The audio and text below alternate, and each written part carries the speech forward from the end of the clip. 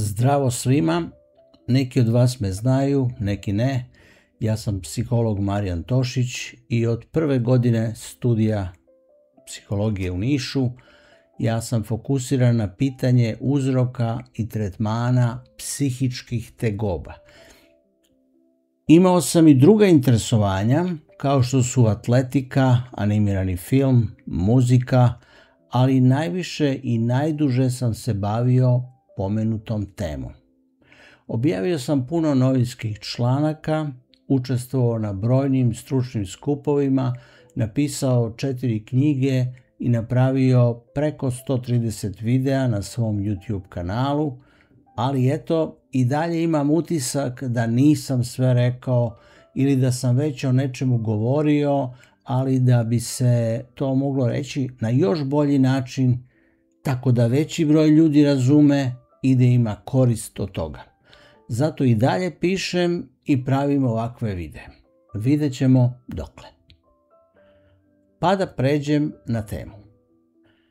Mislim da uzrok psihičkih tegoba nije samo u genima, niti je samo u iskustvima koje su te osobe imale od začeća pa nadalje. Uzrok se krije u kombinaciji nečije genetske konstitucije i iskustva. S tim što životno iskustvo ima veći značaj od genetske konstitucije, a i mi možemo da se jedino bavimo iskustvom i razrješavanjem tog iskustva. Dakle, ja nisam rekao da geni nemaju nikakve veze sa psihičkim tegobama i da su uzrok psihičkih tegoba isključivo životni doživljaj, već samo da životni doživljaji imaju veću težinu i važnost za nas. I da ne bude nesporazuma, ja ovdje ne govorim o genetski nasleđenim, neurološkim traumama i stečenim organskim oštećenjima nervnog sistema, već o funkcionalnim, neurotičnim tegobama kod zdravorođenih jedinki. Organska oštećenja nervnog sistema koja utiču na ograničeni razvoj psiholoških funkcija kod mladih individua ili pak ometenost u periodu starosti kao što je demencija nisu predmet ove priče. Kako znamo da genetski sastav osobe utiče na formiranje psihičkih tegoba? To se može zaključiti na osnovu posmatranja različite dece od istih roditelja koja su rasla u istoj porodici i imala slična životna iskustva. Iako su imala slične životne doživljaje i gajeni su na sličan način od istih roditelja, deca se međusobno mogu mnogo razlikovati.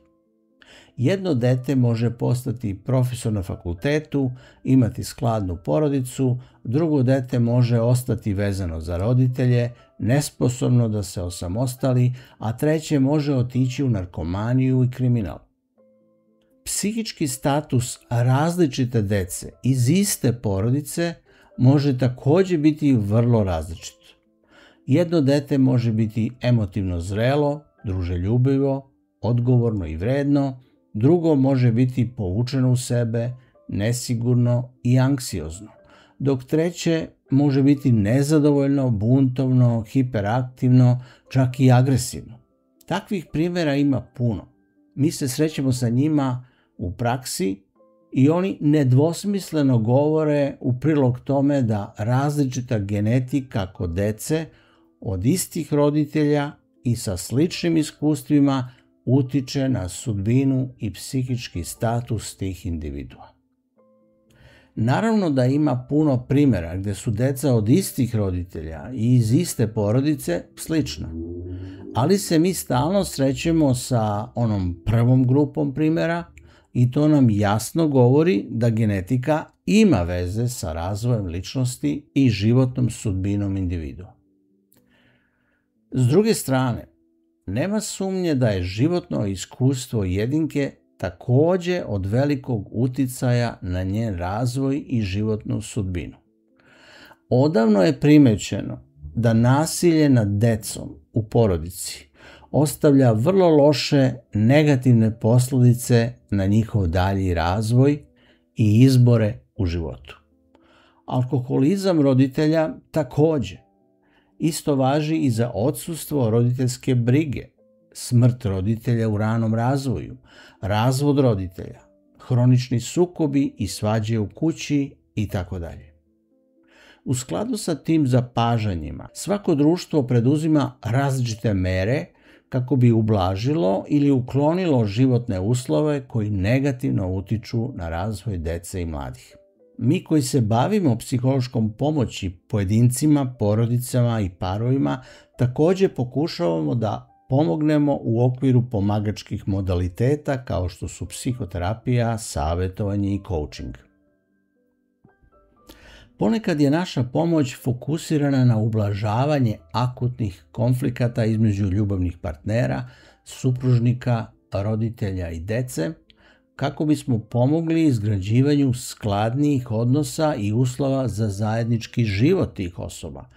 A ponekad je naša pomoć usmjerena na razrješavanje unutrašnjih psihičkih konflikata i stanja kod mladih i odraslih individua, stvorenih u prošlosti, u njihovim prošlim odnosima sa značajnim osobama, sa ciljem ublažavanja ili uklanjanja njihovih psihičkih tegoba i simptoma.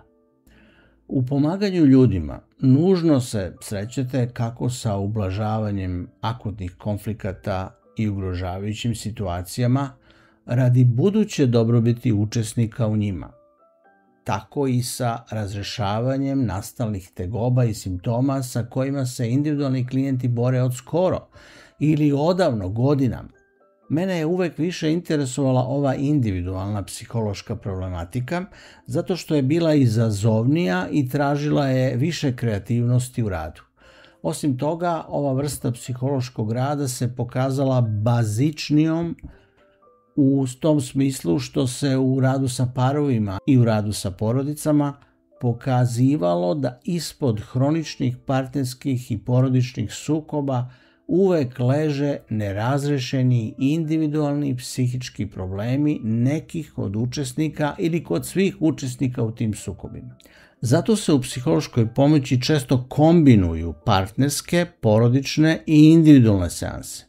Neke probleme je najbolje rješavati na porodičnom nivou, neke na partnerskom, ali se bez individualnog nivoa rada skoro nikada ne mogu rešiti porodični ili partnerski problemi. Ovdje je važno dodati da su partnerski problemi najsloženiji od svih, zato što su partnerski ljubavni odnosi najsloženiji od svih. Uspešnost razrješavanja partnerskih problema, devojka, momak, žena, muž, homoseksualni ljubavni odnosi, je najmanja, zato što uzrok njihovih problema ponekad nije u njihovim individualnim problemima, niti u nesporazumima, niti u lošim obrascima komunikacije, već jednostavno u tome što se tu radi o neslaganju naravi, o njihovoj bazičnoj neusklađenosti, njihovom međusobnom izboru koji pokazuje svoju vremensku ograničenost. Zaista ima puno parova za koje je bolje posle puno sukoba, svađa i nasilja da se raziđu i zatim sebi biraju drugog partnera. Sada se možemo potpuno posvetiti najčešćoj i najpoznatijoj vrsti psihološke pomoći. Pomoći individualnom klijentu da se oslobodi svojih tegoba koje vuče iz prošlosti. Dakle, sada je pred nama klijent koji je nezavistan u svakom smislu reči. On zarađuje sebi za život, rešio je nekako svoje stambeno pitanje, može sam da brine o sebi. On nema akutne životne probleme, nije teško bolestan, nije ucenjen, ne duguje veliki novac, ne juri ga policija niti mafija. Svi njegovi su relativno dobro, nije u procesu razvoda, niti u bilo kakvoj drugoj akutnoj traumatskoj situaciji. Klijent koji nema akutni, gorući, egzistencijalni problem je idealan klijent za pravu psihoterapiju. Njega ili nju muče tegobe i problemi iz prošlosti, to jest iz ranijih odnosa sa značajnim osobama iz njegovog života, pogotovo iz perioda kada je bio nemoćan, nezaštićen, ranjiv, bez životnog iskustva i zavistan. A koji je to period? Naravno, to je period detinjstva i mladosti. To je vreme kada se formira ličnost, zdrava ili neurotična. To je formativni period za svaku osobu. Nećemo uzrok psihogenih tegoba tražiti u kasnijem dobu, kada je ličnost već formirana. Tražit ćemo je u periodu kada ličnost još nije bila formirana, već se tada formirala. U najvećem broju slučajeva reč je o životu deteta u sredini u kojoj je odraslo, što je uglavnom porodica. Smatra se da detetov mozak počinje da registruje informacije od oko 3. meseca od začeća. Majčino stanje, fizičko i psihičko, će se odražavati na fetus, kako direktno preko čula, tako i preko majčine krvi i njenog hormonskog statusa. U stvari, od tada dete postaje deo jedne šire zajednice kao što je porodica. Mi ćemo se zadržati na traumatskim situacijama od rođenja pa do punoletstva, ali ne treba zaboraviti da na formiranje detetove ličnosti, zdravlja i bolesti utiču i iskustva od prerođenja i posle punoletstva.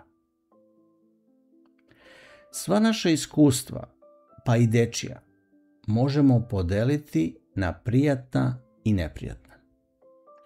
Prijatna iskustva dobro utiču na naše duševno zdravlje, a neprijatna loše. I jedna i druga se mogu sakupljati, sabirati i međusobno povezivati. Samo je važno da izbegnemo prebrz zaključak o prirodi tih naših životnih iskustava. Naime, postoje zdrava, prijatna i neprijatna iskustva, kao što postoje i nezdrava, prijatna i neprijatna iskustva. Na primjer, zdravo, prijatno iskustvo je kada roditelj zagrli i poljubi dete. Zdravo, neprijatno iskustvo je, na primjer, kada popravimo pokvaren zub. Boli, ali čak i dete osjeća da je učinilo nešto dobro za sebe. Ili domaći zadaci. Deci su neprijatni, ali kada ih urade, oni se osjećaju dobro. Primjeri za nezdravo, prijatno iskustvo su slatkiši, kompjuterske igrice, lenjost itd. Primjeri za nezdrava, neprijatna iskustva su preterana strogost roditelja, batine, napuštanje od strane roditelja, smrt u porodici itd. U zaključku ovog dela bismo mogli reći da se zrela ličnost formira od zdravih prijatnih i zdravih neprijatnih iskustava, dok se neurotična, nezrela ličnost formira od nezdravih prijatnih i nezdravih neprijatnih iskustava. Ono što spašava porodice od ovih komplikacija i neprestanog napora da razlikuju sva ta različita iskustva jeste, jednostavno rečeno, ljubav. Ako u porodici ima prave ljubavi, to jest deca dobijaju pravu ljubav, nežnost, pažnju, razgovor, poštovanje njihove ličnosti, deca će mnogo bolje sama razlikovati sva ta različita iskustva i lakše prepoznavati ona zdrava iskustva, a to se naročito odnosi na zdrava neprijatna iskustva, prihvatanje obaveza, odlaska kod lekara, zubara, radne navike, domaći zadaci, kao i na nezdrava prijatna iskustva, igrice, lenjost, previše slatkiša, potkupljivanje, kasno ležanje u krevet itd. Ljubav se dešava kada se dečije emotivne potrebe zadovoljavaju, a izostaje kada te potrebe duže vreme ostaju nezadovoljene. Za detaljniji opis ovih potreba pogledajte video o dečijim emotivnim potrebama na mom kanalu. U najkraćem, to su potrebe za prisustvom roditelja u životu deteta, za nežnošću i naklonošću od strane roditelja, za pomoći detetu u osamostaljivanju, potrebe za igrom, šalom, humorom, vedrinom u porodici, za pravilima i granicama u odnosima sa drugim ljudima, kao i potreba da deca budu zadovoljna svojim roditeljima u širem socijalnom kontekstu.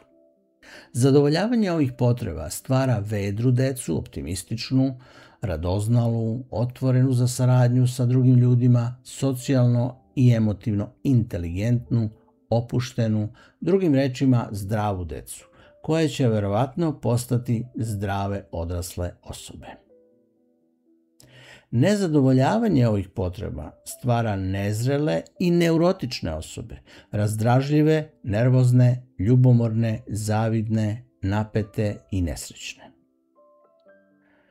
Tretman odraslih klijenata sa neurotičnim tegobama se sastoji u pomoći njima da se postepeno suočavaju sa svojim bolnim istinama preko prepoznavanja i doživljavanja svojih dirljivih osjećanja, da bi ispod njih stupili u kontakt sa svojim nezadovoljnim dečjim emotivnim potrebama i konačno se svesno povezali sa njima. Taj proces traži upornost i vreme i ne može se uraditi bez suza i plakanja, kao što to već znate iz mojih drugih video prezentacija. Kako to u praksi izgleda? Na primjer, klijent kaže: meni je u porodici uvek nešto nedostajalo. Ne znam tačno šta. Terapeut: kakav je to osjećaj bio? Klijent: neki osjećaj distance među nama, da nismo stvarno bliski. Terapeut: šta je moglo proizvoditi taj osjećaj distance, nedostatka bliskosti? Klijent: nedostatak dobre komunikacije možda. Terapeut: ko tu nije sa kim komunicirao kako treba? Klijent: ja, na primjer, nisam osjećao da tu ima ko da me pažljivo sasluša u vezi nečeg što je meni bilo važno. Terapeut: niste imali kome da se iskreno poverite, da slobodno kažete šta osjećate i šta mislite. Klijent: da, to je bilo nezamislivo. Niko tu nije mogao nikome da se stvarno poveri i kaže šta stvarno osjeća. Terapeut: zamislite sada da ste tada uradili to nezamislivo. Zamolite, na primjer, majku da vas pažljivo sasluša i da ništa ne odgovara i ne prekida vas, samo da vas sasluša do kraja. Šta biste joj rekli? Klijent: rekao bih joj da se osjećam usamljenim ovde, da me čak ni ona ne može pažljivo da sasluša, da ne mogu da slobodno kažem sve što mislim i osjećam i da me to udalja od nje, iako ja to ne bih hteo. Klijentu se tada obično pojavljuju suze. Terapeut: dobro zvuči. Kažite joj, na primjer, da je mnogo volite, ali da vam već dugo nedostaje da vas pažljivo sasluša i pokuša da vas razume, a ne da odmah negira to što vi izražavate i kritikuje to što mislite. Klijent plače i govori: mama, molim te, počni da me pažljivo slušaš. Trudi se da bolje razumeš šta ja to imam da kažem. Pokušaj da me stvarno upoznaš i gledaš kao ličnost. Ovo je trenutak kada dolazi do spajanja tačnog uvida. Nedostajalo mi je da me majka pažljivo sluša i trudi se da me razume i posmatra kao ličnost, i iskrene emotivne reakcije na taj nedostatak, a to su suze i plač. Jer ako nam je nešto u emotivnom smislu mnogo nedostajalo, a nismo imali, onda se to ne može razrešiti bez suza. Tako se klijent prvi put svesno povezuje i osvešćuje svoju nezadovoljenu emotivnu dečju potrebu, koja nije bila zadovoljena, to jest povezuje se sa delom sebe koji je do tada ležao u mraku. Ima dosta takvih situacija od rođenja pa nadalje. Kada nam je nešto nedostajalo, ili smo imali pa smo izgubili, ili nam neko nije pružao nešto što nam je mnogo trebalo, ili smo nešto propustili da uradimo, ili se stidimo što nešto nismo mogli, ili smo mi nekog povredili i oštetili i tako dalje. Zato proces psihoterapije ove vrste traje neko vreme. Sva ta dirljiva osjećanja i nedostaci se ne mogu osvestiti i doživjeti za kratko vreme. Razrešavanjem tih potisnutih, neprepoznatih, dirljivih osjećanja, klijenti se zapravo hrabro suočavaju sa svojim bolnim istinama i to ih oslobađa. Spoznaćeš istinu i ona će te osloboditi, kao što piše i u mnogim mudrim knjigama.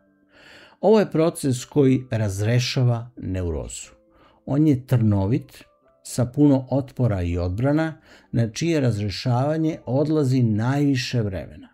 Ali ja mislim da nema drugog načina da se neurotične tegobe razreše, a telo i psiha oslobode napetosti. Jer ako neurotične tegobe nastaju nezadovoljavanjem naših ranih emotivnih potreba i neprepoznavanjem bolnih emocija koje su time bile stvorene, onda je jedini mogući lek za to da se te bolne emocije osveste i hrabro dožive, čime se automatski povezujemo sa našim nezadovoljenim emotivnim potrebama i osvešćujemo sve te delove sebe. Zato neki klijenti kažu da su ponovo postali celi. To je još jedan razlog što reči kao što su zaceljivanje i isceljivanje imaju itekako smisla. Hvala.